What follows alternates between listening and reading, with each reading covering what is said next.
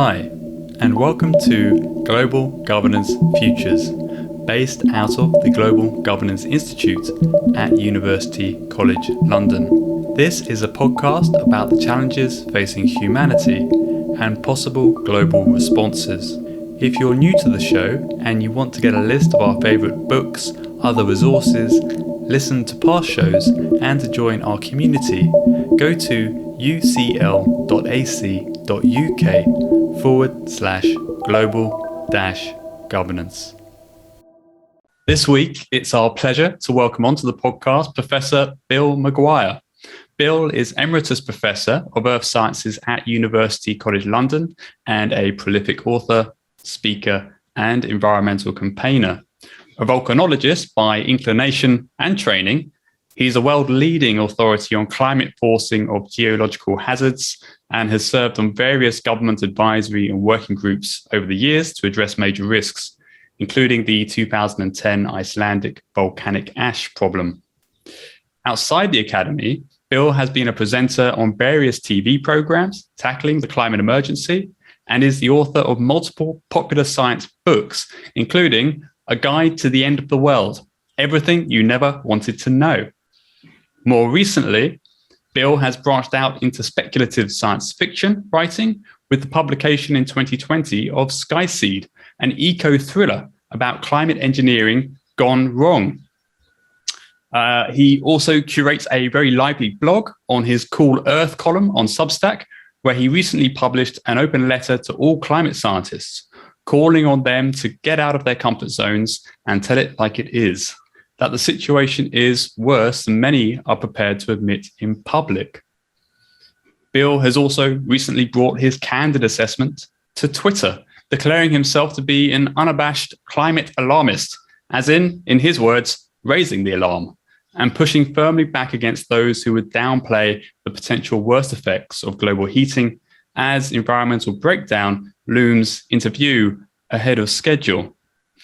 He also has a few choice suggestions for delegates at the upcoming COP26 meeting, as well as the UK government, where he will be in attendance. So it's really great to have you here, Bill. Thanks so much for joining us. That's great of you to invite me. Thank you. And before we dive in, I'll just invite the pod crew to say hello. Hi everyone, my name is Sam. I handle the video editing, and I'm really looking forward to hopefully a kind of honest and a cold hard fact kind of conversation today. Hi, I'm Jessica. I work on the research, and I'm also very looking forward to hearing what Bill has to say about our current situation. Hi, I'm Zoe. I help with some of the research and the logistics, and I just would like to echo the sentiments of my other co-hosts. All right, well, let's get into it then, Bill. So COP26, the next round of the UNFCCC process begins in 5 weeks. You have called it the most important meeting in human history. So what do you hope will be achieved at this meeting? And drawing on your Earth systems expertise, do you think it's still possible, given the laws of physics, to keep us below 1.5 degrees? Well, I think I'll answer the second part of that question first, and that is I don't feel there's any chance whatsoever in the real world of keeping below the 1.5 degrees C guardrail. I mean, we all know now that we need something like a 45% cut in emissions by 2030. And the latest report from the UN last Friday said we're on track for a 16% rise. Now, that is not going to change. We just don't have the time. So, we're going to have to face the facts now that we're going to experience dangerous, all-pervasive climate breakdown. And it's a matter partly of adapting to that and partly of acting as quickly as possible, because things are going to be bad, but the less we do and the later we act, the worse they're going to be. So this isn't an excuse for saying, oh, well, we're all doomed. This is an excuse for saying we need to get up there and act. And that's what has to happen at COP26. I mean, for God's sake, it's been 30 years they've been having these meetings now. Every single time there have been promises made, but emissions have just carried on going up and up and up and up. So effectively, they've done next to nothing. And at this meeting, they have to act. There has to be serious action, not just promises.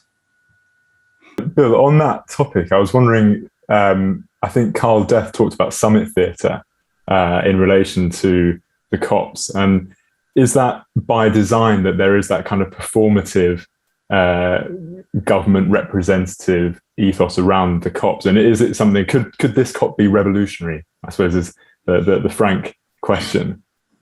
Well, it's very difficult to see that happening because so many of the negotiations go on before the actual meeting gets going. It is a bit of a sort of jaunt, a bit of a showcase, and politicians like to be seen to be doing something. And from what I've seen of past meetings, they're very happy if they can agree on something, and they don't really seem to be that bothered about what they agree on. In the Paris COP was a prime example of that, all the backslapping and cheering and all this sort of thing. You know, what are you cheering about?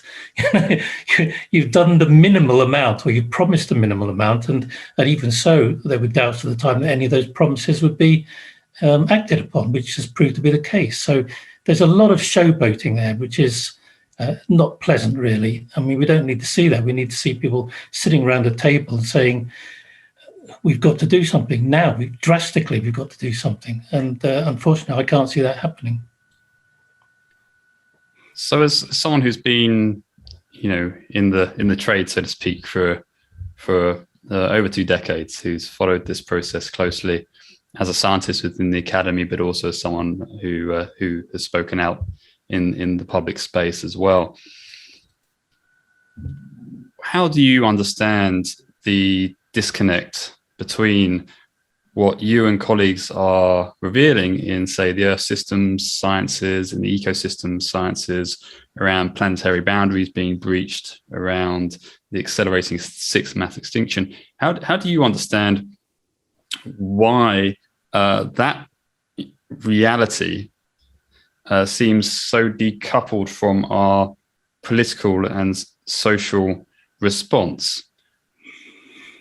Well, there's 2 aspects to that, I think, really. Firstly, I don't think a lot of world leaders actually get climate change.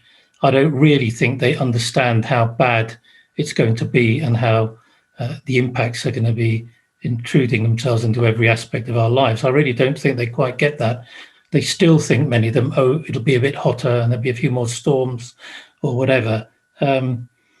And they still think we can handle it, we can cope, we can tackle this emergency by business as usual with a little bit of pale green tinkering around the edges. That just seems to be the case. And the other point is that our planet effectively and our society operates by means of unfettered free market capitalism. And many of the world's leaders do not want to see that change. And they won't accept the fact that if we're going to tackle climate breakdown, and effectively, capitalism isn't the way to go. It's not going to work. And I think the Working Group 3 report of the IPCC, when it comes out, will make that point. Whatever your political views, capitalism doesn't work in this situation, and it's making global heating and the climate breakdown worse. And I think a lot of politicians, they do not want to turn away from that. They want business as usual, and they will do anything they can to keep business as usual. Bill, you said that world leaders, you think they don't understand exactly how bad it's going to get. Do you think that this is because of a willful ignorance? Because they likely have access to people who, like yourself, who do have the expertise to predict how bad it's going to be. Why aren't they being involved in the policy process, or why aren't they advising world leaders? What's keeping them out of the room? There are certainly some cases where world leaders have some inkling of how bad things are going to be, but I think they just, they're concerned with so many other issues that although for many people climate change is the biggest threat to human history, I think for many politicians it isn't. They are concerned with shorter term things. They're concerned with the economy, in this last few years with the pandemic and all sorts of other issues. So it's scientists, even their own advisors, are finding it very difficult to break through in many cases and get these people to to look at climate change in a completely different way. It is not like all these other short-term and medium-term threats. It is a massive threat. It is the threat. And we just, speaking for all scientists involved in climate science, we haven't managed to do that for many world leaders. We just haven't managed to break through. So it's partly, well, I wouldn't say our fault, but it's partly the fact that we haven't managed to do that, and partly the fact that they also, in many cases, don't really want to listen, because the sort of things that need to be done to tackle the climate emergency affects their worldview. It affects their political viewpoint, and they do not want to go down that route. So world leaders are not prepared to disrupt the status quo and risk their power. Would you agree with that? Well, in many cases, I would, yes, and it's that's one reason why increasingly using technology, geoengineering, to try and get out of our current situation is gathering pace, because in the long term that seems to allow the possibility of keeping capitalism in the fast lane while knocking global warming on the head. And there is still that hope amongst people, and it's a growing hope, which is really quite dangerous. And you mentioned, that you feel, at least, that the writing is on the wall, that the sort of industrial economic growth model that we might associate with neoliberal capitalism just is not going to be adequate to the task of fixing this. So are you then a skeptic of the notion of, say, green growth? And I saw in your letter to the FT recently that you are arguing that COP26 really has to revitalize an older debate on a contraction and convergence framework, which sounds awfully like something that might be analogous to a sort of a degrowth initiative. Perhaps you could just disentangle that a little bit and explain what the CNC framework is and why you think it's so important.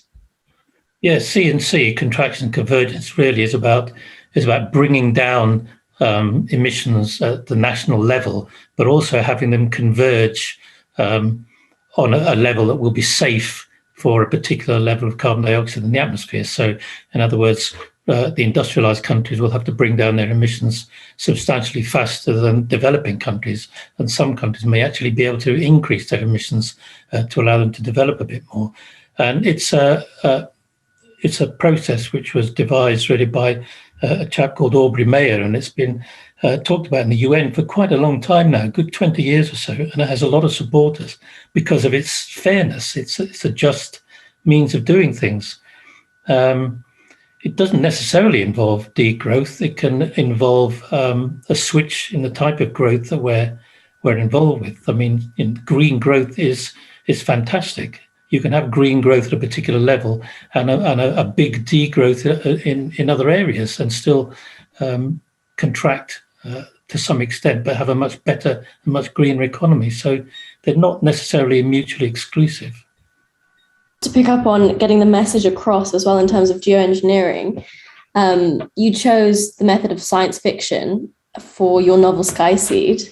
Is there a particular reason why you chose that? I guess you get a wider range of audience, and I imagine a few world leaders would feel slightly uncomfortable reading some of the passages included in your novel.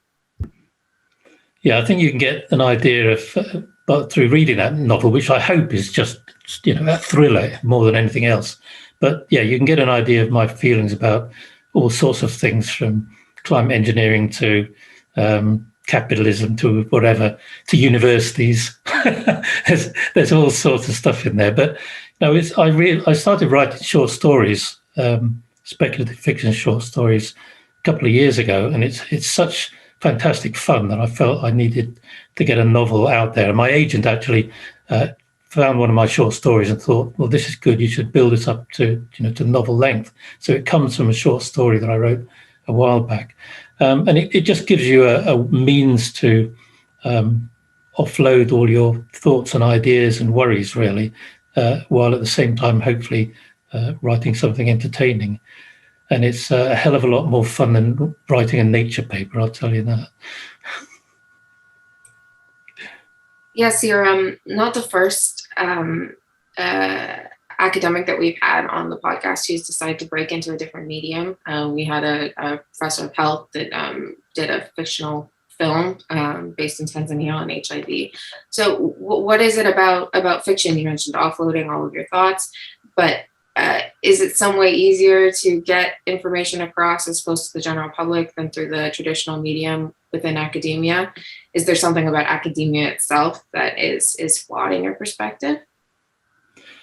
Well, fiction is just a much better way of getting information across to people, I think. I mean, stories have been the way information and knowledge and warnings and these sorts of things have been passed on for thousands of years, either orally or later on written down. So, I mean, if you compare something like Skyseed,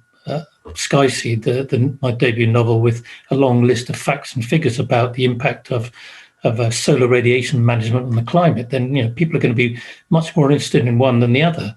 So it's a great way to look at the threat of climate change and to give people an idea of what sort of world we might be facing, and maybe also what we can do about it. And in fact, I co-edited a volume of modern folk tales 2 years ago, which has a whole selection of these sorts of stories in them, but written by people from all different walks of life, businessmen and artists and musicians, about what they think the future might be like, but in story form. And that's done really quite well. It's actually the second in the series, and there's another one coming out at COP. So people are very receptive to these sorts of things. They like to read about what the future might bring, and they remember it better as well than if they're just faced with a large number of facts. I mean, 1.5 degrees C doesn't mean anything to most people. If you bring with it a world of storms and floods and sea level rise of 1 or 2 meters, and that, then it makes a much bigger impression. And staying in the vein of your fiction, in one of your short stories that I had the luck of reading, and your novel Skyseed, there is this very strong parent-child theme that runs through that I found. And I guess my question is, as a father and an educator, what would you say to the young people of today? The University of Bath recently did a poll, and I think it's something like 75% of young people think future is frightening. And I noticed the foreword of Skyseed, you dedicate your novel to your children and your nieces and nephews and the future generations. And I was just wondering if you could build on that a little bit. Yeah, well, it's not surprising that a survey shows that young people are frightened. They need to be, really, and they need to use that to galvanize themselves into action. I mean, the young are doing better than anybody else in terms of drawing attention to the threat of climate breakdown and what we need to do about it. And I massively and fully support that. I've got a 17-year-old who's, he's had the local MP barricaded in his office up here with another crowd of protesters, and they've been thrown out of the town hall on occasion. That's the sort of thing they need to be doing. They need to be in people's faces all the time. They also, when they get to vote, need to vote in a government that they think is going to do the job, because although there's plenty we can do as individuals, we need somebody running the country, and we need people running other countries who know what needs to be done. So the actions of young people is absolutely vital. Bill, I was wondering, staying on the theme of the youth, could you describe your kind of watershed moment when you realized that issues relating to the climate weren't just for geography classrooms and were really kind of existential in nature? Was it when you were kind of 17, 18, or did it come later in life? When I was 17 or 18, there was this wasn't even on the horizon. I mean, it was in scientific circles, but obviously, that wasn't something I was involved with. It's just evolved slowly through my academic career, really, because in my PhD, I worked on Mount Etna in Sicily, and I worked on a large feature on the eastern flank. A huge chunk of the volcano had disappeared, and it proved, after I spent 3 or 4 years working on it, that the side of the volcano had slid off during a period of very heavy rainfall during about 7,000 years ago or so. And magma intruded into this very wet volcano at the time, generated steam, which pushed the side of the volcano off. So that's the first inkling of a link between changing climate and what it can do in terms of hazards, natural hazards. And then I went from there really looking into the impacts of climate on volcanoes in the Mediterranean area in general, and other aspects of that. And then that led into climate change and its broader impacts. So it was really an academic path rather than just waking up and thinking, wow, we're in real danger here. But it's got me to the same place in the end anyway.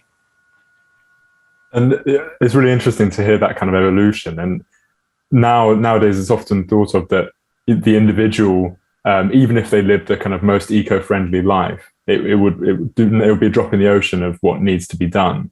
And where do you stand with that idea of what the individual consumer should do compared to it's all on COP, it's got to be all with the nations, it's got to be all with the big companies? Is there a halfway house there? Well, there's a two-way house, really. I mean, individuals can do a great deal, and if 50 million people decide they're not going to eat meat anymore, there will be no market for meat, and that will be it. So, en masse, individual behaviour can make a huge difference. But ultimately, it's governments that are critical, because they are the only ones who can, for example, stop subsidising fossil fuels, shut down oil fields, oil exploration, etc., stop coal-powered fire stations being built, as China has just said it will do for foreign building power stations in foreign countries. So governments have to be leading this charge, but there's still a massive amount we can do as individuals. And in fact, that's what I've been calling recently. I had an article in The Independent a couple of weeks back saying, why haven't we got a public education campaign about the climate emergency? I mean, in both world wars, these played a huge part in influencing people's behaviour. This threat is even bigger, yet there's nothing. We should be seeing banners on the sides of buses, adverts on the tubes, billboards, radio announcements, TV, all this. There's nothing. And that can make a big difference in terms of changing people's behaviour and telling people what is actually going on as well, informing them. And you said politicians don't get it, but as Jess said, obviously politicians have access to the very best environmental scientists there are. So what is it that they're not getting? Is it that, we're just not cognitively wired to develop the kinds of political solutions that are required for the complexity of the problem and the sort of the long-term horizon required in terms of the duration of the response? And perhaps just to add a personal note, engaging with climate science has been a real sort of learning curve for me, particularly engaging with issues around complexity systems, chaos theory. And frankly, it's not uncommon to hear social science colleagues say that climate change is actually easy to solve. All that we need is the political will to unleash green growth, innovative capacity. But having read into the climate science, I'm wondering, do you agree that the problem of stabilizing Earth's systems is easy to solve with current technologies? Well, to answer the second part of your question, I always point to the what happened after Pearl Harbor, the Japanese attack on the United States and Hawaii in 1941. Within 6 months, the US transformed its economy utterly, put it on a wartime footing. If we wanted to do that, if we wanted to tackle climate breakdown seriously, we could do the same now. Automatically, overnight, we wouldn't look at GDP as a measure of success. We look at emissions reductions. We'd switch from building high carbon infrastructure and high carbon products to low carbon ones. It's not impossible. It is perfectly possible, but that's only if we felt we were facing an imminent threat, as the US did in the Second World War. And the problem is, as you were saying at the beginning of your question, politicians still don't get it. They're not wired up to realise that they are facing an imminent threat. And it's still, these next elections 3 years down the road, how am I going to get re-elected rather than how am I going to save the population of this country? So that's all part of this thing about trying to break through. We haven't managed to do that yet. And in some of your more pointed remarks, you seem to suggest that at least some climate scientists have not done everything that they could have done. That there's been something of a, shall we say, a dereliction of duty. And we might point to your critical comments on the IPCC 2018 report and the downplaying of concerns over tipping points and feedbacks. And I mean, I was to maybe push a bit more on this complex problem angle. I mean, is it problematic that so much of the environmental challenge is really framed within the scientific discourse and the political discourse as a mitigation challenge, with this fixation on CO2 reduction? I mean, for example, to perhaps offer a provocative example, I mean, are you concerned about the reduction of the cooling effect of global dimming if we were to stop all pollution tomorrow?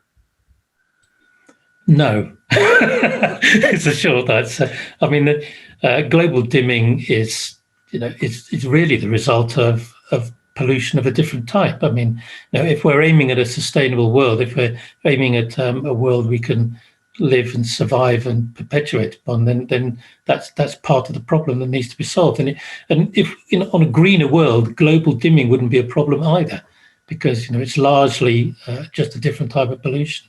So I'm not, I'm not concerned about that. In regards to the 2018 report and playing down of tipping points and feedback loops, I mean, that's been the case throughout all the IPCC reports. And the point they make is we haven't got enough evidence to support these and how bad they will be or good they will be, so we're not going to mention them at all, which is frankly a little bit daft, to be honest. In the 2021 report, the one that's just come out, the physical basis, at least the IPCC pull a lot less punches this time, and they say effectively what I've just said, that 1.5 degrees temperature rise in the real world we're not going to be able to stop. But many of us have known that for ages, so they're behind the curve, as they often are. Just a footnote to that, Bill. I was also reading recently that apparently the average global surface temperature is already at 2 degrees. And some colleagues at UCL have suggested actually that would have been the better metric than global average air temperature. Do you have a view on that? Well, yeah, I mean, that relates to something I tell people a lot as well. When we talk about an global average temperature rise of 1 degree or 2 degrees, that is an average, as it says. So land surface temperatures are significantly higher than that, and that's where we all live. So, that should be the metric that we care about. Even more, though, the temperatures at the poles are even higher than that. And as that's where all the ice is, that's even more concerning. So, yeah, it would be a better measure, I think, to be honest, to use that. And certainly we should be pointing out all the time that that is an average temperature, because people still think 1 degree, that's great. I don't mind another 1 degree. But they don't quite understand how it's distributed.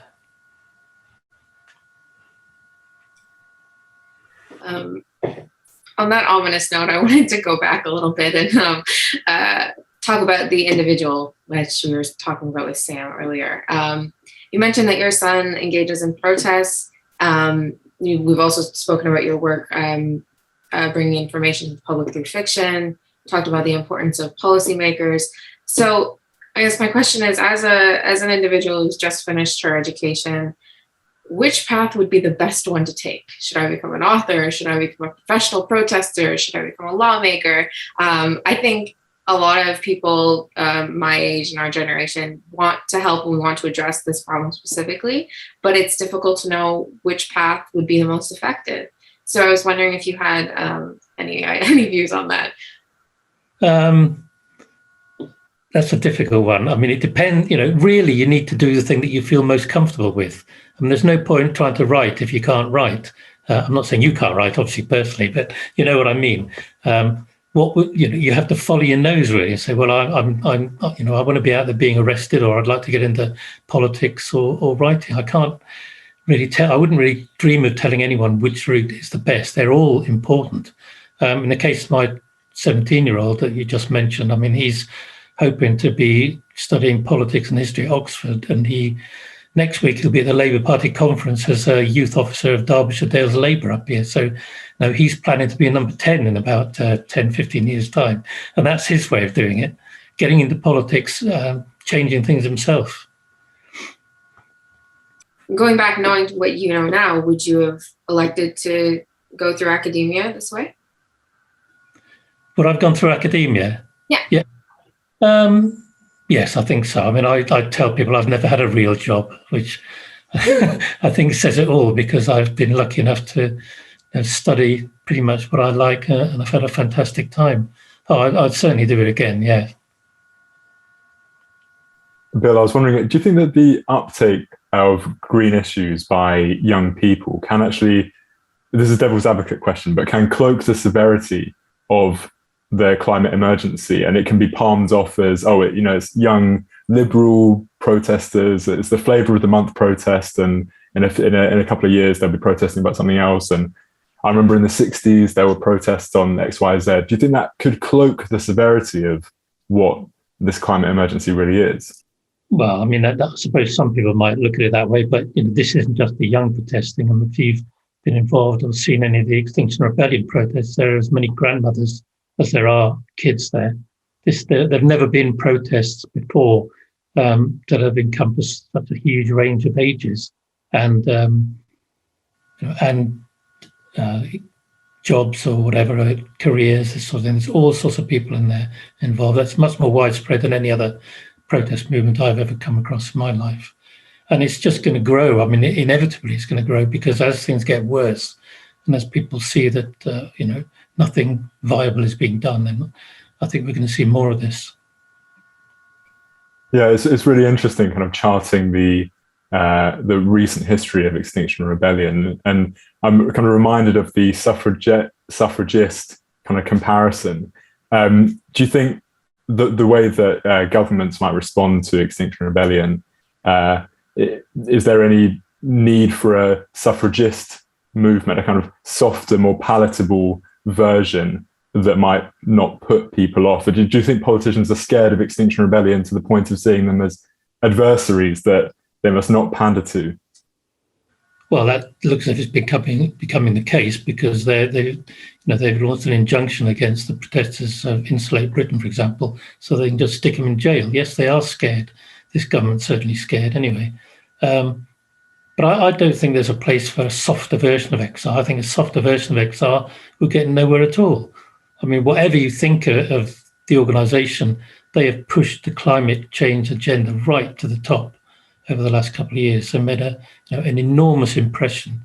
And whether or not you agree with every single thing they do, they've still transformed the debate, really.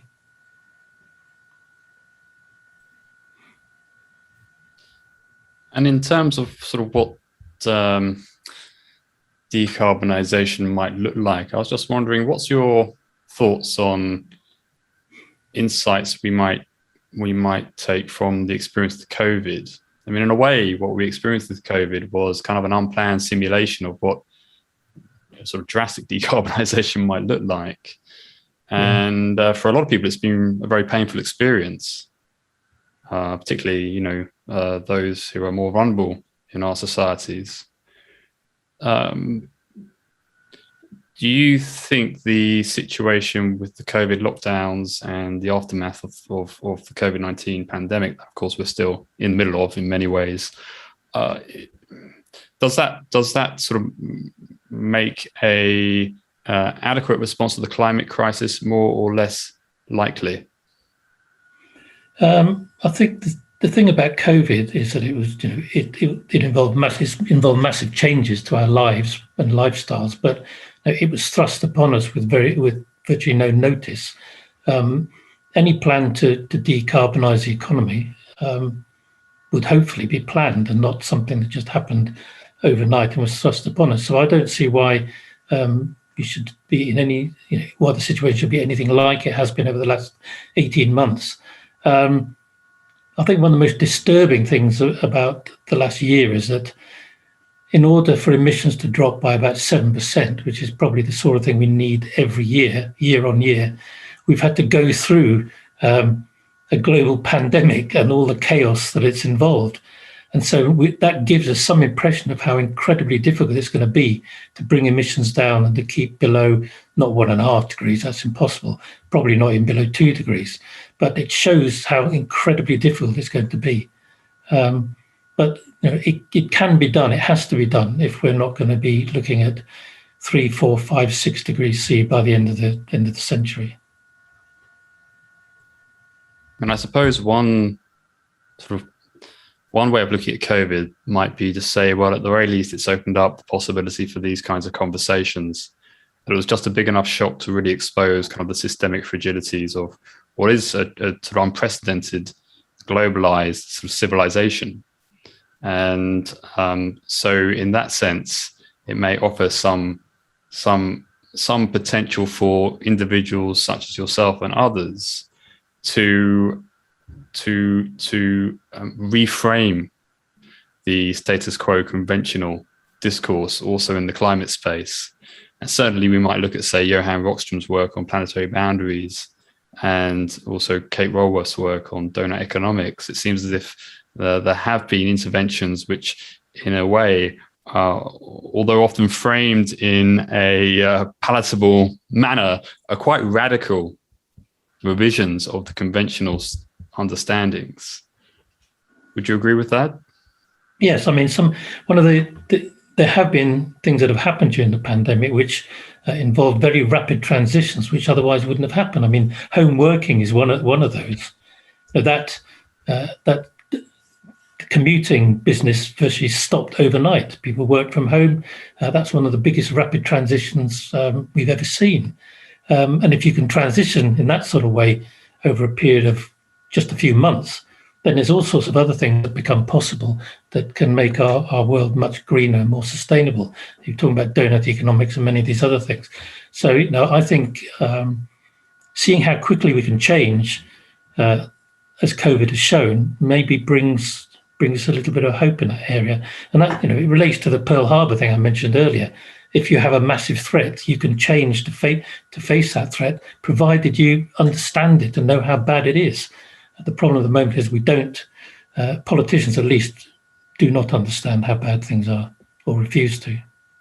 Bill, do you think for a civilization that is built on the idea of progress and constantly moving forward, do you think the idea of degrowth will have to be marketed in a way that is seemingly growth and progress and moving forward? Or do you think we'll be able to kind of globally understand this idea of degrowth and moving back? And we've talked on the podcast before about the idea of living at the level of maybe the average Mexican in terms of CO2 emissions. It might be a beneficial route, but for a lot of the kind of high flyers, including the UK, that seems very unpalatable. Well, for a start, progress and growth aren't the same thing at all. And in fact, degrowth is usually just means a reduction in sort of seeking out higher and higher levels of GDP every year. And nobody would suggest that higher levels of GDP are linked to happiness, because they just aren't. And there are many examples of that. So I think we would need to redefine. Well, we wouldn't need to redefine what we mean by progress, but we'd need to explain to people what the difference is. We need to explain to people that progress isn't having a new iPhone every single year. That isn't progress. Progress is if we could look out of our window at an area of ground that had been concreted over and full of spore heaps, whatever, all sorts of stuff, and then being able to look out 20 years later and it was wild meadows, rewilded meadows. That's progress. So there are all sorts of definitions of this, and it people would need to be educated, yes, because most people don't think of progress in that way. And you mentioned about people would have to be told or educated on ideas of degrowth. I wondered if you could talk about climate authoritarianism, which is, the top down being told what to do, and the merits of that. There's a good example of kind of Scotland, which isn't climate authoritarian in any way, but it's doing, well, comparatively well in terms of climate issues. But I was just wondering if you could speak to the climate authoritarian fans amongst our viewers. Yeah, well, authoritarianism is never a good idea. Ultimately, it will just backfire. You can't tell people you must do this without explaining to them why it needs to be done and how it will be to their benefit. So it's not an area, it's not something I would support at all. And in fact, you need bottom-up as well as top-down ways forward, really. And that's where Extinction Rebellion has come in, because that's a real grand roots movement, which is not necessarily forcing people to do things, but it is raising the profile so that people know and understand what needs to be done. But that doesn't mean, because you can't have top-down authoritarianism, you still need governments to be providing people with the truth and showing them what they need to do to bring things under control. Not necessarily legislating for that, but advising and doing the sort of job they should be doing if they want to get out of this crisis. Perhaps just to deepen that line of inquiry around progress and the values and assumptions that animate our culture, often implicit, often sort of hidden from view. I mean, you've written, hacking the earth might be the last thing we ever do. Sometimes when you're in a hole, it's best to stop digging. And this is in relation to perhaps now the inevitability of climate engineering. Certainly there's a lot of R&D funding going in that direction. And you seem to be striking a very cautionary note when it comes to that kind of intervention, which in a manner I guess assumes that humans stand sort of outside nature, that we can control natural processes. So the question is, why, despite all of our incredible scientific ingenuity, our technological prowess, do we as a culture seem to lack the ability to make wise decisions, which in some situations may mean exercising the precautionary principle, for example? Yeah, well, you could probably spend several hours trying to answer that and discuss it.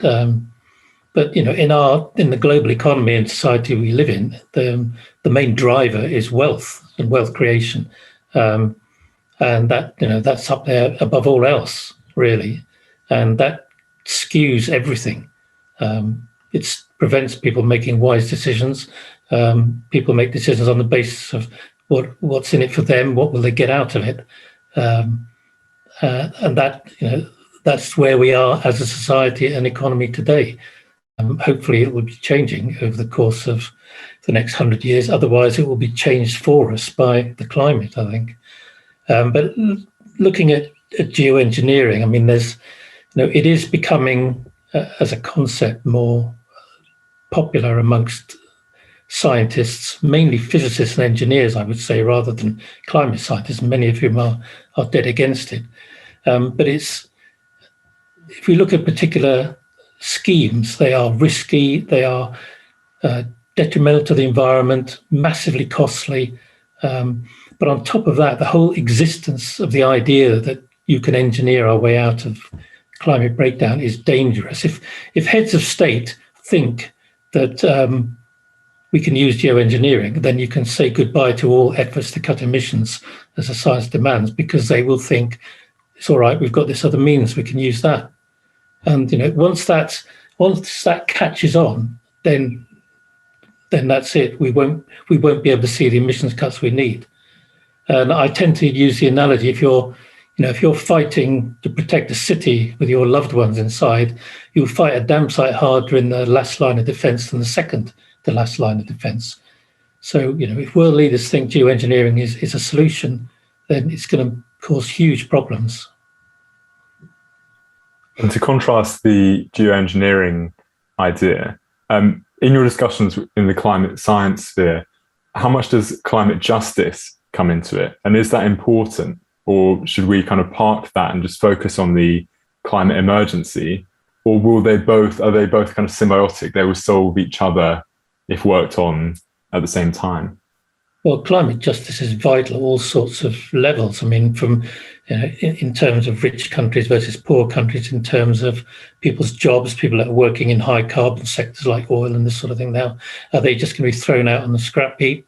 That's not going to be a fair way forward. Similarly, you can't just expect developing countries to do exactly as you're doing when they've never had a chance to develop a society and economy that can keep them all in a reasonable manner. So that's where contraction and convergence sort of comes out on top in terms of protecting people from different countries. But climate justice is a critical part of how we need to tackle the climate emergency. I think it has to be in there. I suppose that's the message that government has to get, because we cannot rely on the private sector to deliver climate justice, climate equity. Absolutely not. I mean, that relates to the whole business of the climate emergency not being capable of being solved through capitalist economy, and it won't work. We need community-based solutions at all sorts of levels, from a few individuals upwards to nations. That's the only way it'll be managed. I'm talking about the climate emergency as if we can still knock climate change on the head. But I remember at the beginning of this, I said that dangerous or pervasive climate change is now unavoidable. So, what we're going to be facing is dangerous climate change and all that entails.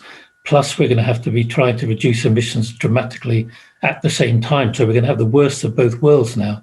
If we were where we are now 30 years ago, we might have been okay, but it's going to be very difficult now. So it's really all hands on deck as soon as possible. And it may very well be that at some point in the near future, we're going to see new alliances emerge between perhaps Extinction Rebellion and climate realists, we might call them, once the real situation becomes impossible to ignore. That's the hope, I suppose, that these new coalitions will form and then galvanize the critical action required to at least ameliorate the worst effects of inevitable climate impacts. Yeah, I think you're right. I think we do need new groups to form of political parties as well as activists. I think we need to have a realignment of politics, in not only in the UK but also in most other countries, if not all other countries. I mean, even in the United States now, obviously, there are better prospects for emissions reductions now with Trump out of the way. But then Joe Biden is, on the one hand, talking about big cuts to emissions, on the other hand, handing out new oil and gas exploration licenses. And that's just another example of how leaders do not quite get it. At least the current crop of world leaders, anyway. Well, we're rolling to a close, Bill. Thanks so much again for your time and for being willing to roam widely with us across this terrain. So I'm going to hand over to Zoe for our last question. Maybe a bit more of a personal question I had when reading your letter denouncing the Royal Geography Society. Obviously, I think that's amazing, but there's the risk, I guess, of being ostracized and getting criticism from your peers, which is undoubtedly, a necessary evil or step to standing up for what you believe in. And I guess my question to you is, where do you find that courage to speak out for what you believe in, regardless of whatever consequences come next? Because I feel like a lot of people will probably stay silent when they shouldn't, because they don't have that courage or they don't know how to find it. Yeah, I mean, it's probably easier for me because I'm not a young geologist starting off in my career, which would have made me think probably much harder about what I was doing.